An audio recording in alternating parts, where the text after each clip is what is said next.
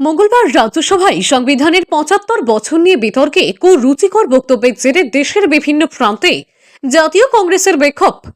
মঙ্গলবার রাজ্যসভায় সংবিধানের ৭৫ বছর নিয়ে বিতর্কের জেরে জবাবি বক্তৃতায় শাহ বলেন, এখন একটা ফ্যাশন হয়েছে আম্বেদকর আম্বেদকর আম্বেদকর আম্বেদকর। এতবার ভগবানের নাম নিলে ৭ জন্ম পর্যন্ত স্বর্গ লাভ হতো। এই কথার পরিপ্রেক্ষিতে পরদিন বুধবার থেকেই শাহের বিরুদ্ধে আম্বেদকর অবমাননার অভিযোগ তুলে সরব হয়েছে জাতীয় কংগ্রেস। কেন্দ্রীয় স্বরাষ্ট্রমন্ত্রীর পদ থেকে তার ইস্তফার দাবিতে বৃহস্পতিবার দেশব্যাপী ধর্ণা বিক্ষোভের ডাক দেওয়া হয়। এই ঘটনার জেরে বীরভূমের ইলামবাজার ব্লক জাতীয় কংগ্রেস কমিটির পক্ষ থেকে ডক্টর বি.আর. আম্বেদকরকে যে কুরুচিকর বক্তব্য দিয়েছিল অমিত শাহ এবং রাহুল গান্ধীকে মিথ্যা মামলা দেওয়ার প্রতিবাদে ও কংগ্রেসের দলীয় কার্যালয় ভাঙচুরের প্রতিবাদে আজ ইলামবাজারে জাতীয় কংগ্রেসের পক্ষ থেকে একটি বিক্ষোভ সমাবেশ দেখানো হয় ইলামবাজার চৌমাথার মোড়ে।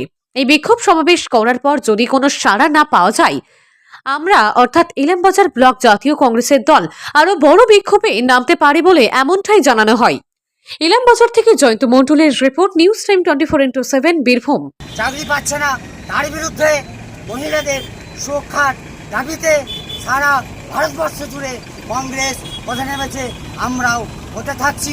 আগামীতে আরও বৃহত্তর আন্দোলন করতে চাই কংগ্রেস এবং বিজেপিকে গদি থেকে টেনে হেঁচড়ে নামিয়ে কংগ্রেস আগামী দিনে ভারতবর্ষের সিংহাসনে বসবে। এই আশা রেখে আমরা আজকে আমাদের কর্মীদেরকে অসংখ্য ধন্যবাদ দিয়ে আমার বক্তব্য শেষ করছি। জয় হিন্দ, বন্দে মাতরম, বন্দে মাতরম। জবাব তোমায় দিতে হবে, জবাব তোমায় দিতে হবে। বন্দে মাতরম, বন্দে মাতরম, বন্দে মাতরম।